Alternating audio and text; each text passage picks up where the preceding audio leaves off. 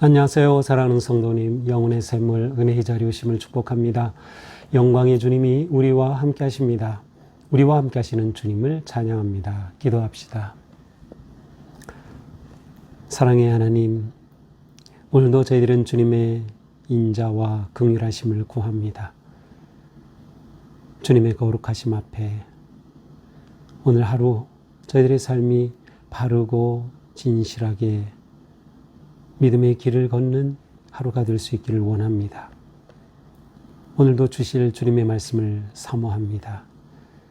우리 마음의 눈을 열어주시고 주시는 말씀을 깨닫게 하시며 깨달은 말씀대로 넉넉히 살아갈 수 있는 지혜와 용기, 믿음 더하여 주시옵소서.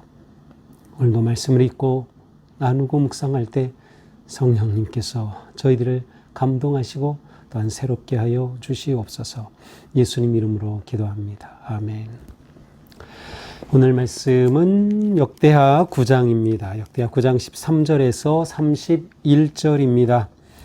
솔로몬의 세입금의 무게가 금 666달란트요. 그 외에 또 무역상과 객상들이 가져온 것이 있고 아라비아 왕들과 그 나라 백성들도 은과 금과 은을 솔로몬에게로 가져온지라.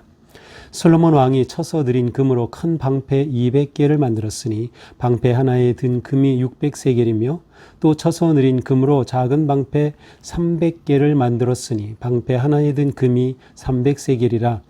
왕이 이것들을 레바논 나무궁에 두었더라. 왕이 또 상아로 큰 보좌를 만들고 순금으로 입혔으니 그 보좌는 6층계와 금 발판이 있어 보좌와 이어졌고 앉는 자리 양쪽에는 팔걸이가 있고 팔걸이 곁에는 사자가 하나씩 섰으며 또 12사자가 있어 그 6층계 양쪽에 섰으니 어떤 나라에도 이같이 만든 것이 없었더라. 솔로몬 왕이 마시는 그릇은 다 금이요 레바논 나무 궁의 그릇들도 다 순금이라. 솔로몬의 시대의 은을 귀하게 여기지 아니함은 왕의 배들이 후람의 종들과 함께 다시스로 다니며 그 배들이 3년에 1차씩 다시스의 금과 은과 상아와 원숭이와 공작을 실어옴이더라. 솔로몬 왕의 재산과 지혜가 천하의 모든 왕들보다 큰지라. 천하의 요랑이 하나님께서 솔로몬의 마음에 주신 지혜를 들으며 그의 얼굴을 보기 원하여 각기 예물을 가지고 왔으니 곧 은 그릇과 금 그릇과 의복과 갑옷과 향품과 말과 노새라. 해마다 정한 수가 있었더라. 솔로몬의 병거 매는 말의 외양가는 4천이요 마병은 12,000명이라. 병거 성에도 두고 예루살렘 왕에게도 두었으며 솔로몬이 유브라데 강에서부터 블레셋 땅과 애굽 지경까지의 모든 왕을 다스렸으며 왕이 예루살렘에서 은을 돌같이 흔하게 하고 백향목을 평지의 뽕나무같이 많게 하였더라. 솔로몬을 위하여 애굽과 각국에서 말들을 가져왔더라. 이 외에 솔로몬의 시종 행적은 선지자 나단의 글과 실로 사람 아히야의 예언과 선견자 이도의 묵시책 곧 이도가 느바세 아들 여로보암에 대하여 쓴 책에 기록되지 아니하였느냐. 솔로몬이 예루살렘에서 온 이스라엘을 다스린 지 40년이라. 솔로몬이 그의 조상들과 함께 잠에 그의 아버지 다윗의 성에 장사되고 그의 아들 르호보암이 대신하여 왕이 되니라. 아멘. 예, 오늘 본문으로 이제 솔로몬에 관한 말씀은 이제 끝이 납니다. 그래서 오늘 본문에서는 솔로몬의 통치 기간 중에 경제적인 상황 아니면 국고가 얼마나 든든하게 되었는지 솔로몬의 그 재산과 지혜 그리고 이제 마지막 솔로몬의 죽음에 관한 내용입니다. 자, 13절 솔로몬의 세입금의 무게가 금 666달란트다. 자, 1년간의 국가에 들어오는 사실은 이제 왕실로 들어오는 그러한 세입금입니다. 그것이 금으로 계산해서 666달란트 22톤에 해당하는 엄청난 세입금이 들어왔습니다. 뿐만 아니라 무역상, 객상 여러 가지 무역을 통해서 들어온 것들도 많이 있었죠. 그래서 아라비아 왕 그 나라 방백들이 솔로몬에게로 가져온 것들도 많이 있었습니다. 은과 금을 가져왔습니다. 자, 이렇게 들여온 금을 어떻게 보관합니까? 15절에 보니까 쳐서 느린 금으로 큰 방패 200개를 만들었다. 자, 큰 방패 200개를 만들었는데 그 무게가 어떻게 돼요? 방패 하나에 든 금이 600세겔이다. 금으로 방패를 만들고 그 방패로 모습으로 이제 금을 보관하는 것이죠. 그런데 이 큰 방패 하나에 금이 600세겔, 6.8kg이 들어갔다고 합니다. 또 쳐서 느린 작은 방패도 만들었는데요. 이 작은 방패는 300개를 만들었어요. 방패 하나에 돈 금은 300세겔. 또 앞에서 말한 600세겔의 절반이네요. 3.4kg 되는 그람 무게의 작은 방패들을 만들었어요. 자, 이렇게 방패들을 만든 것을 어디에 둡니까? 레바논 나무궁에 두었더라. 자, 솔로몬 궁이 여러 개였는데 그 중에서 가장 대표적인 궁이 레바논 나무궁으로 보입니다. 바로 이곳에 이것을 보관하죠. 근데 사실 이게 방패를 만들었지만 정말 전쟁할 때 무기로 쓰기 위한 방패라고 보기에는 어려울 것 같습니다. 아마도 이것은 금을 보관하는 하나의 방식이었던 것 같아요. 요즘으로 치면 금발을 만들죠. 금발을 만들지만 이때는 이렇게 방패로 만들어서 보관한 것으로 보입니다. 자, 이 금의 용도는 어떻게 보입니까? 먼저 방패를 만들었다. 그리고 이제 17절부터 나오는 것은 금의 용도가 왕의 보좌를 만든 것이고요. 또 왕이 사용하는 그릇을 만들었음을 볼 수 있어요. 자, 17절에 보니까 왕이 상아로 보좌를 만들고 순금으로 입혔다. 상아로 보좌를 만든 다음에 순금으로 입혔고, 이 보좌는 6층계 금 발판이 있고요. 보좌와 이어져 있는 앉는 자리 양쪽에는 팔걸이가 있고, 팔걸이 곁에는 사자가 하나씩 있다. 자, 그냥 상상해 보시면 좋을 것 같아요. 임금이 앉는, 솔로몬이 앉는 그 보좌가 있고 팔걸이가 있는 것이었어요. 그리고 그 옆에는 사자의 모양이 하나씩 있는 모습입니다. 또 12사자가 있어서 그 6층계 양쪽에 섰으니 어떤 나라에도 이같이 만든 것이 없더라. 자, 옆쪽에는 층계가 이렇게 되어 있는데 6개씩 이렇게 12사자를 또 만들어서 세워놨습니다. 아주 독창적이고 예술적인 그런 왕좌와 왕좌의 주변에 이 장식을 볼 수 있습니다. 솔로몬이 마시는 그릇은 다 금이요. 네, 솔로몬이 사용하는 모든 것 다 금이었습니다. 레바논 나무궁에 있는 그러한 그릇도 다 순금으로 만들었다. 그만큼 최상급으로 이 모든 기구들을 만들었음을 보여줍니다. 솔로몬의 시대에 은을 귀하게 여기지 아니하였다. 사실 은도 금 못지않게 귀했습니다. 은의 그 엄청난 그 매장량이 발견이 되고 이렇게 발굴하기 전까지는, 캐내기 전까지는 은의 가치가 금 못지 않았거든요. 그런데 금이 이렇게 많아졌다라는 그러한 표현입니다. 왕의 배들이 후람의 종들과 함께 다시스로 다니며 그 배들이 3년에 1차씩 다시스의 금과 은과 상아와 원숭이와 공작을 실어왔다. 자, 이것은 이제 후람의 종들, 후람 왕의 종들, 그러니까 후람은 원래 해상왕국이었죠. 그래서 그들을 통하여서 이 선박이라든지 이런 여러 가지 기술을 받았고 또 그들을 통하여서 함께 무역했던 것을 볼 수 있어요. 그래서 다시스로 정확히 다시스는 어디인지 알 수 없지만 지중해의 해상 무역을 통해서 이렇게 3년에 한 번 정도씩 금과 은, 상아, 원숭이, 공작 같은 귀한 물품들이 많이 들어왔다라는 거죠. 이만큼 솔로몬 왕이 엄청난 그런 부와 재산을 누렸음을 보여줍니다. 자, 이것은 무엇을 말할까요? 열왕기 하 1장에서 하나님께서 솔로몬에게 네가 뭐든 구하여라. 그때 하나님이 지혜를 구했죠. 듣는 마음, 하나님 앞에서 듣는 마음, 백성들과 하나님의 마음을 들을 수 있는 지혜를 구했을 때 하나님이 너무도 기뻐하시면서 구하지 아니한 부귀영화도 주겠다고 약속하셨어요. 그래서 바로 그 증거입니다. 지혜를 구한 솔로몬에게 구하지 아니한 것까지 이렇게 주셨음을 보여줍니다. 자, 22절 솔로몬 왕의 재산과 지혜가 천하의 모든 왕들보다 큰지라.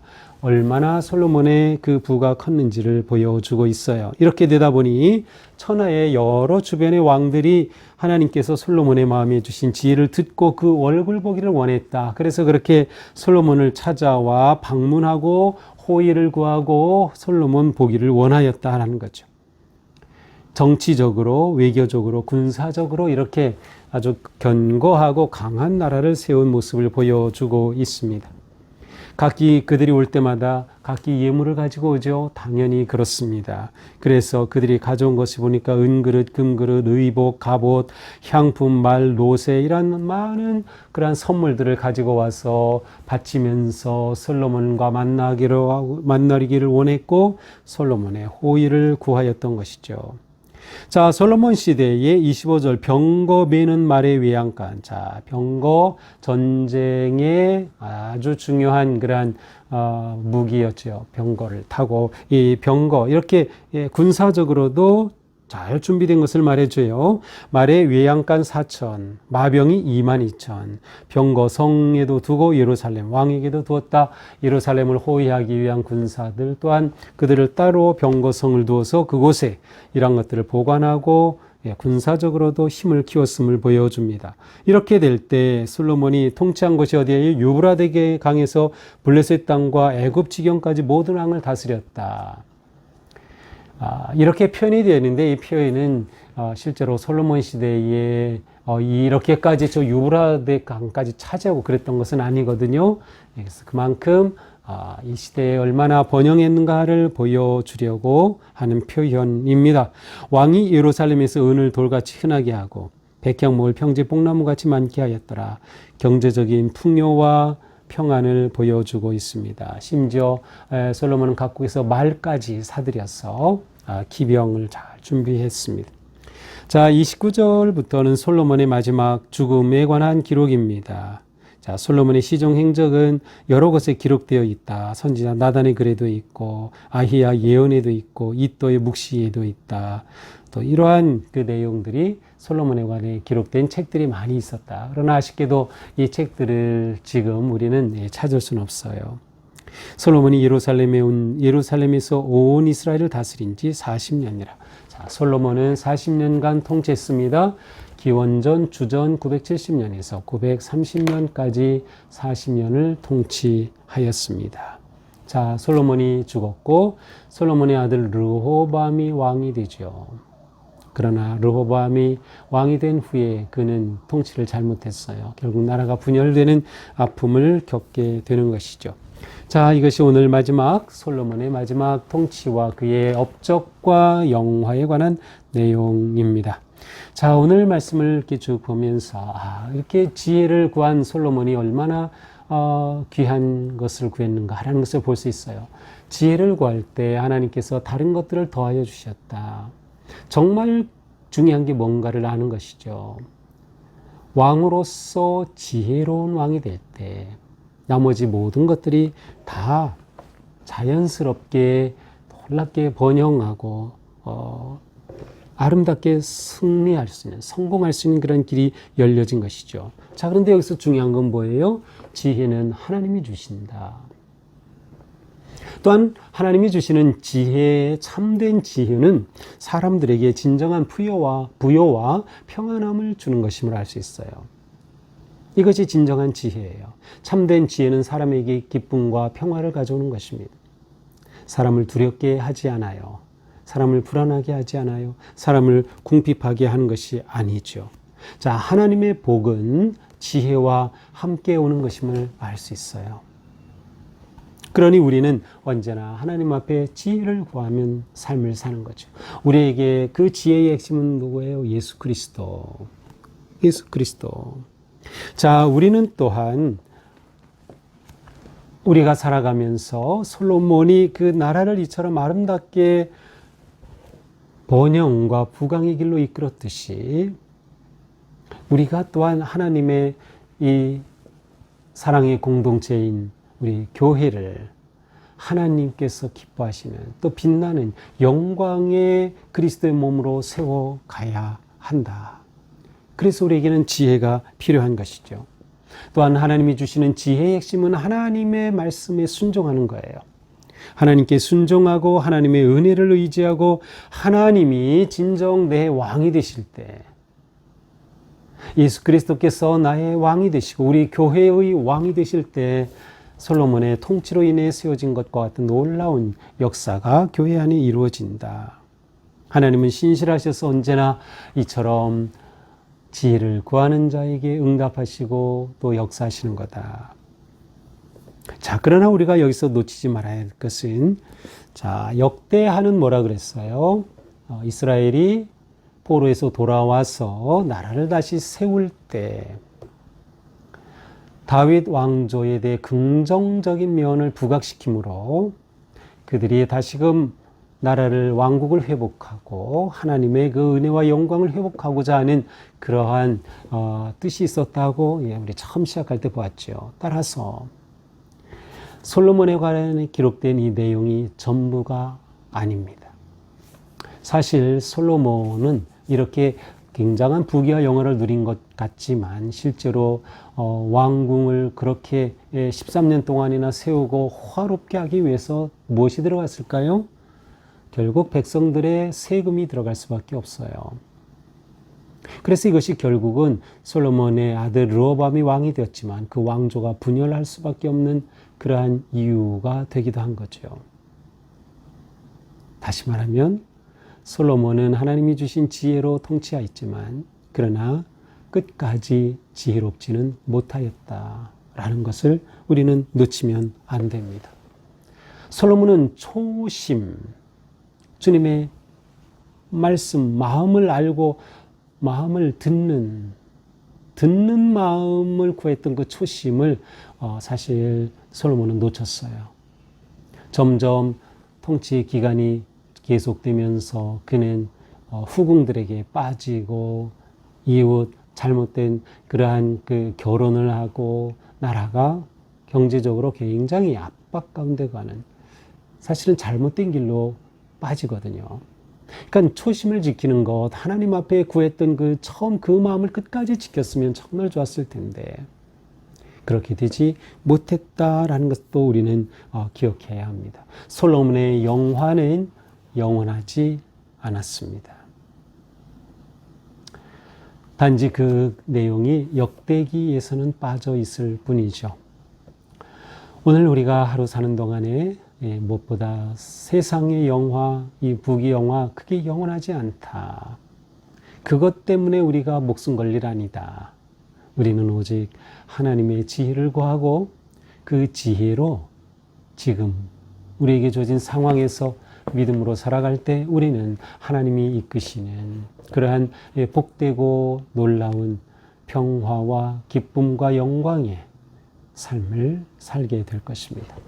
오늘 하루도 주님의 은혜가 우리 가운데 넘치고 성령님의 함께 하심으로 우리의 삶이 주님의 은혜 안에 복된 하루가 될 수 있기를 축복합니다. 기도합시다.